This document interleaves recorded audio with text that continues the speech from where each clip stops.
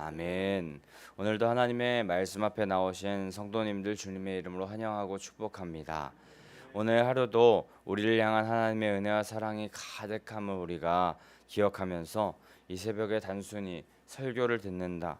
어, 단순히 새벽 예배에 그냥 나와서 말씀을 듣는다 생각하지 마시고 하나님의 충만한 사랑을 누리시는 시간 되시기를 소망합니다. 하나님의 말씀 앞에 엎드려서 길을 묻는 성도님에게 하나님께서는 오늘도 그 선하신 뜻을 그리고 계획을 나타내 보여주실 줄 믿습니다.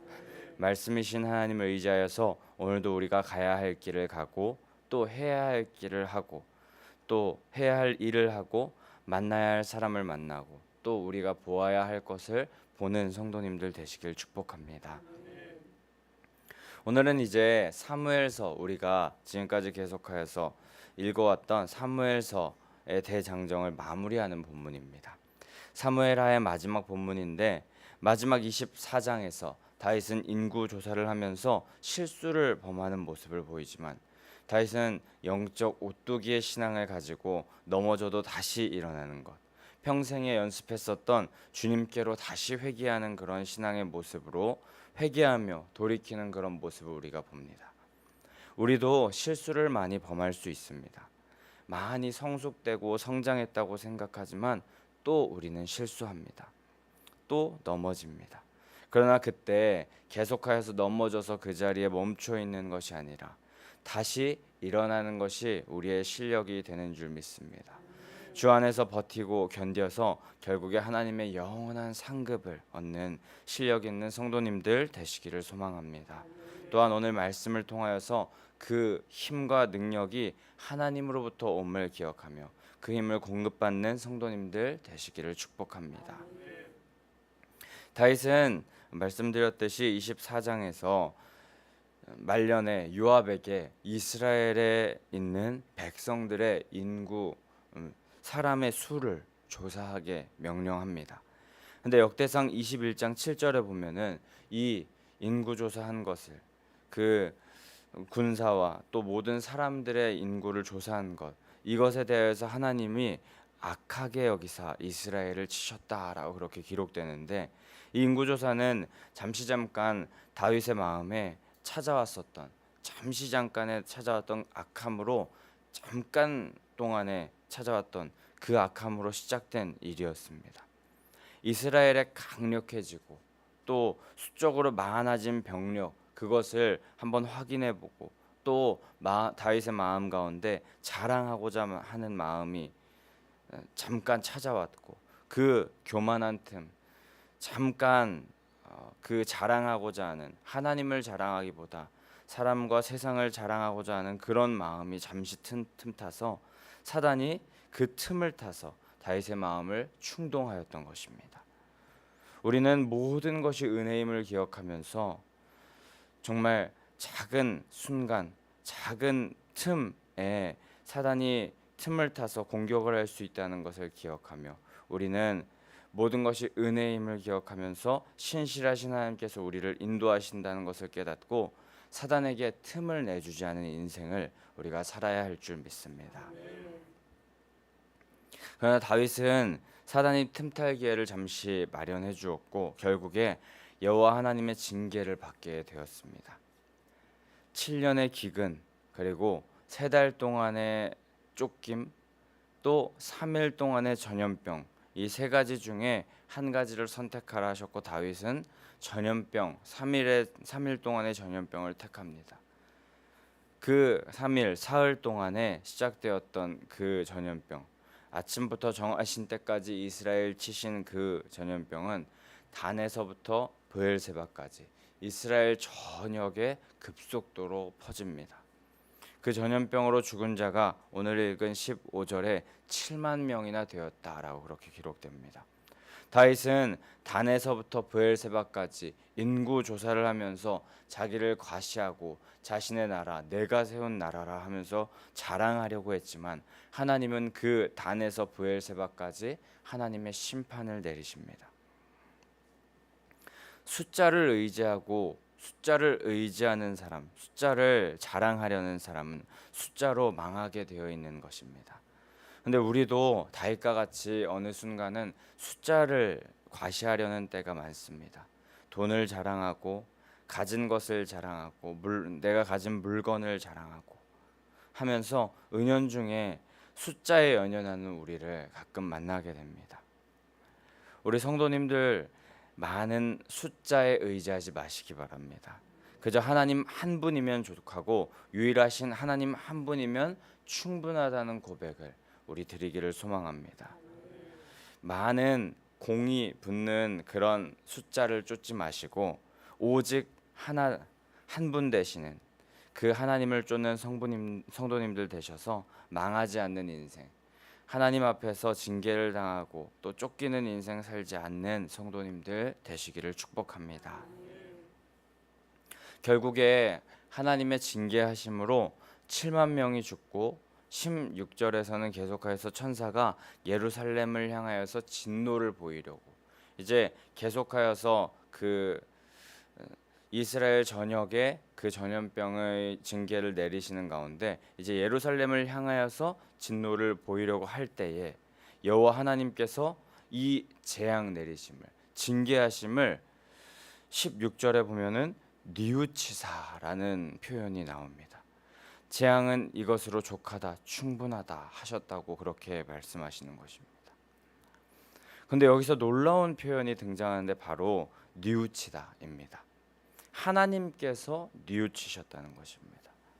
영어 성경에 찾아보니까 이것을 NASB 번역본에서는 릴렌티드라고 그렇게 번역하였고 킹 제임스 번역에서는 리펜디드티드라고 그렇게 번역하였는데 이 단어의 뜻을 찾아보니까 뜻이 더욱더 놀라웠었습니다. 릴렌티드라는 그런 단어는 마음이 누그러지다, 가엾게 여기다, 마음이 약해지다, 부드러워지다라는 그런 의미를 가지고 있습니다.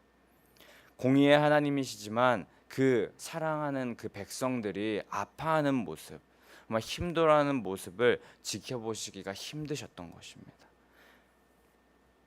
그런데 제가 킹 제임스 번역에서 나온 리펜티드라는 이 단어를 뜻을 찾아보았는데 이 뜻이 정말 더 놀라웠었는데 이 단어의 뜻은 후회하다, 뉘우치다라는 뜻이 있었고 또 한 가지 더 뜻이 있었는데 회개하다라는 뜻이 있었습니다. 이 표현이 하나님의 행동을 나타내는 동사로 표현됐다는 게 놀라웠습니다. 보통은 우리가 하나님께서 명령하신 것을 지키지 않아서 사람들이 후회하고 또 사람들이 하나님께 대하여 뉘우치고 회개하는 것이 정상인데 그런데 하나님께서 왜 우리가 잘못해서 우리가 그 공의의 하나님의 징계를 받는 것 그것을 후회하고 하나님께서 그것을 뉘우치십니까? 심지어 이게 신학적으로는 맞지 않겠지만 하나님께서 회개하실 정도로 우리를 향한 마음이 크다는 것, 이런 하나님의 사랑이 우리를 향한다는 것 우리는 기억해야 할 줄 믿습니다. 하나님은 공의의 하나님이시라서 우리의 죄악을 눈 감고 넘어가 주실 수는 없습니다. 그것이 진정한 긍휼과 용서가 아니기 때문입니다. 잘못된 일을 하면서 죽음의 길로 가는 자식을 그냥 내버려 두는 것은 그 자식을 사랑하는 것이 아닙니다. 하지만 그렇다고 하여서 그런 잘못된 길로 가는 자식을 징계하는 그 부모의 마음은 어떻습니까? 그 부모의 마음은 찢어지는 것입니다. 그렇게 징계할 수밖에 없지만 뉘우친다는 표현까지 하면서 그 하나님께서 우리를 사랑하시면서 뉘우치신다고까지 하면서 우리를 계속하여서 바른 길로 인도하시는 그 하나님의 마음 우리가 헤아리기를 소망합니다. 하나님의 인자하심과 긍휼하심이 오늘도 이 죄 많은 세상을 살아가면서 죄밖에 모르는 우리 인생들을 살리시는 줄 믿습니다. 근데 그렇게 하나님께서 징계하시기를 뉘우치시는 것 그것은 하나님의 절대적인 사랑이겠지만 죄악 앞에 잘못을 깨닫고 전심으로 회개 기도드리는 자를 하나님께서 사랑하시면서 구원의 길을 또한 허락하여 주시는 줄 믿습니다.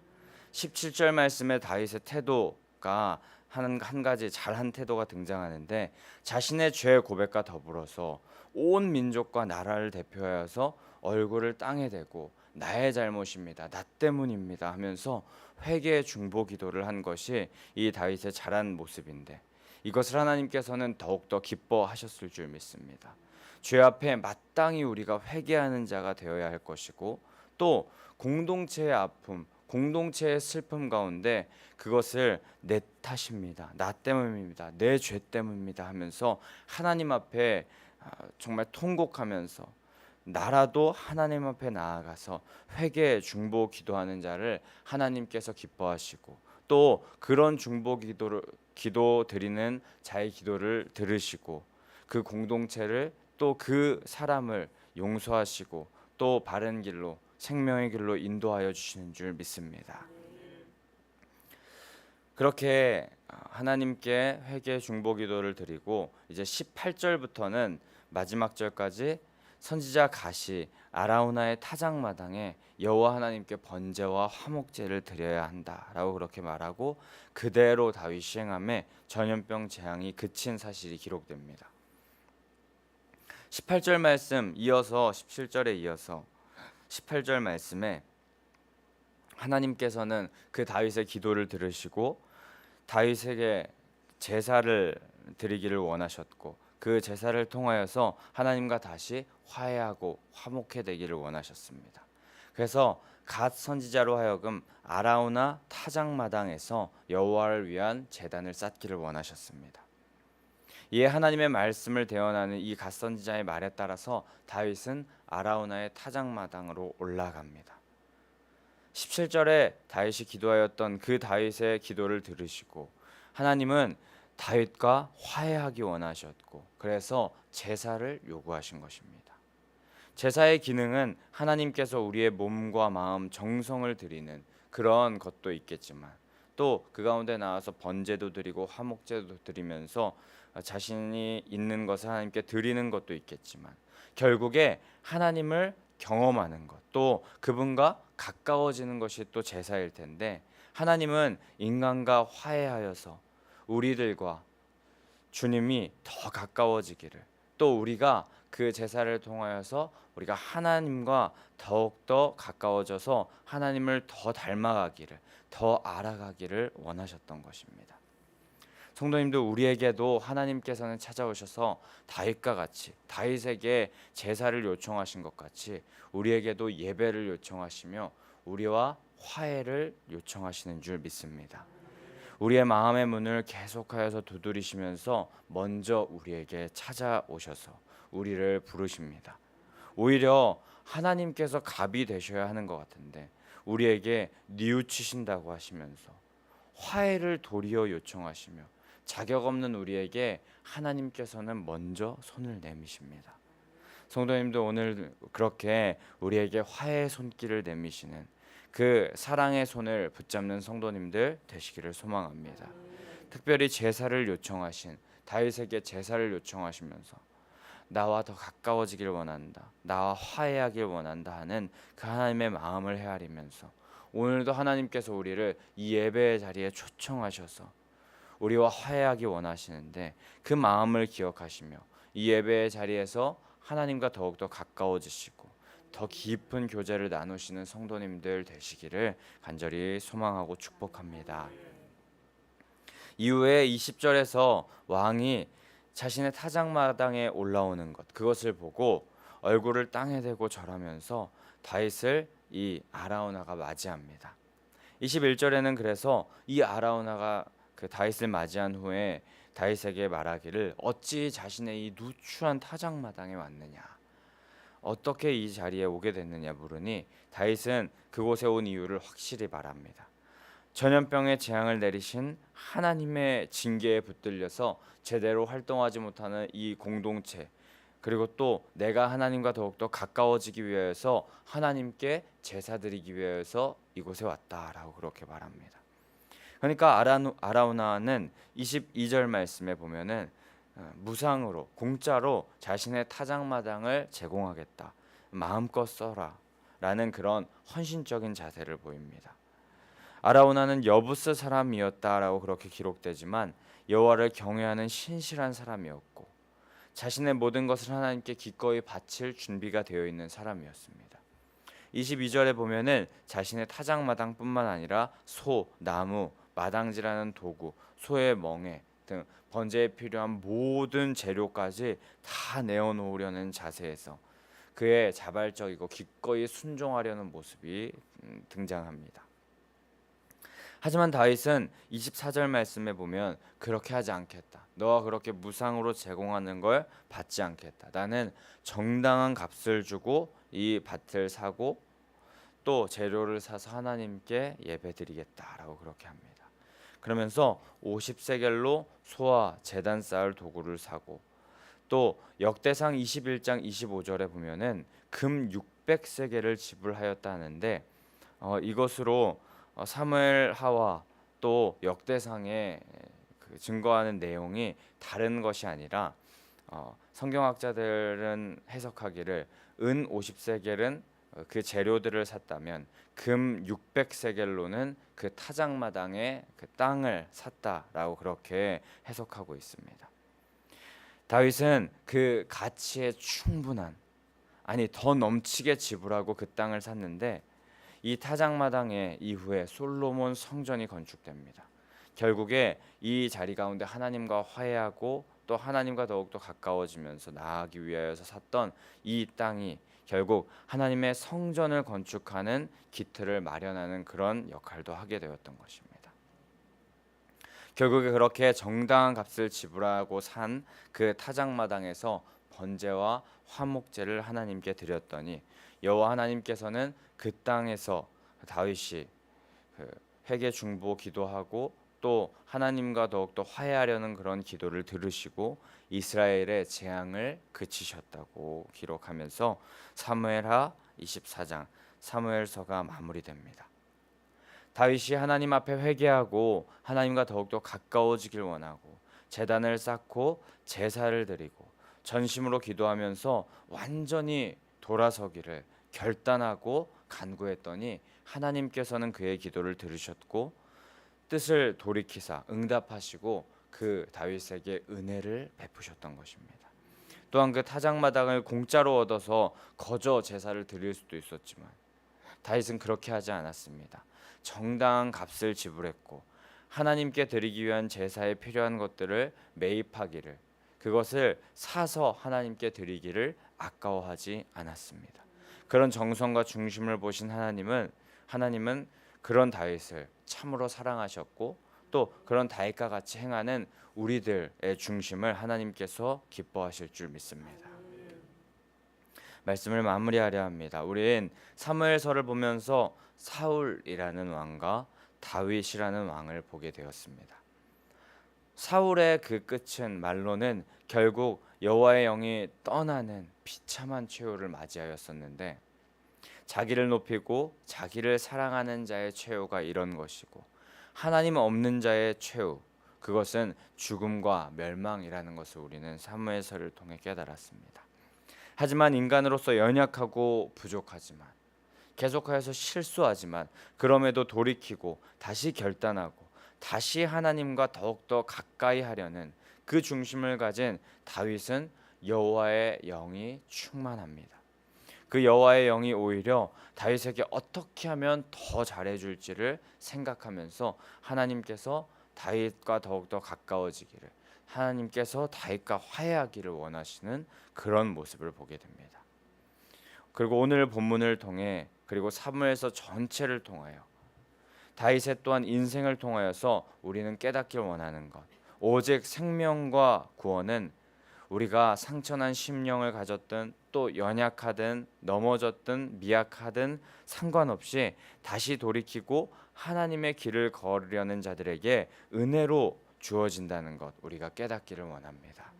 그리고 그렇게 하나님의 길을 걸으려고 하며 주님께 더 가까이 나아가려는 그 자리가 예배의 자리임을 우리가 기억하면서 이 예배를 소중히 여기고 이 예배 가운데 매일매일 하나님과의 만남을 우리가 누리는 그런 성도님들 되시기를 소망합니다.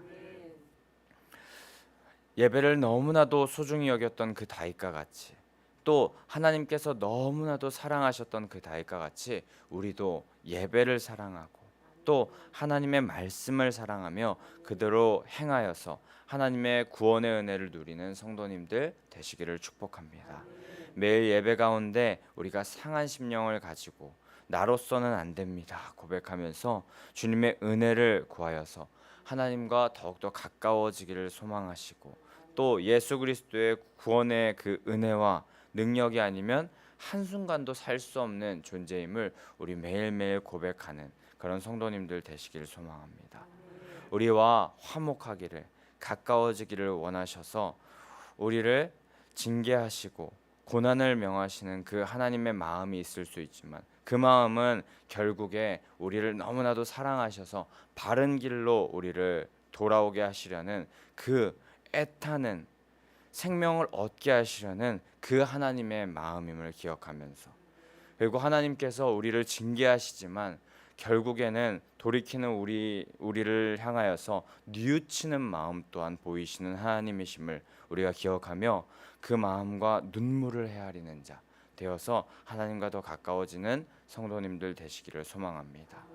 그렇게 우리가 하나님과 더욱더 가까워지기를 원하려고 원할 때, 그렇게 행하려고 할 때 하나님께서는 성령으로 항상 우리와 동행하여 주셔서 십자가에 죽으시고 부활하셔서 영원한 생명을 이미 이루어 놓으신 그 은혜를 우리로 하여금 마음껏 누리게 하실 줄 믿습니다. 우리 사무엘서에서 우리가 누렸던 은혜와 또 하나님의 사랑을 잊지 마시고 오늘 하루 또 살아가시는 성도님들 되시기를 간절히 소망하고 축복합니다. 아멘. 우리 그럼 이 시간에 함께 455장 찬송하신 후에 기도하며 나아가시겠습니다.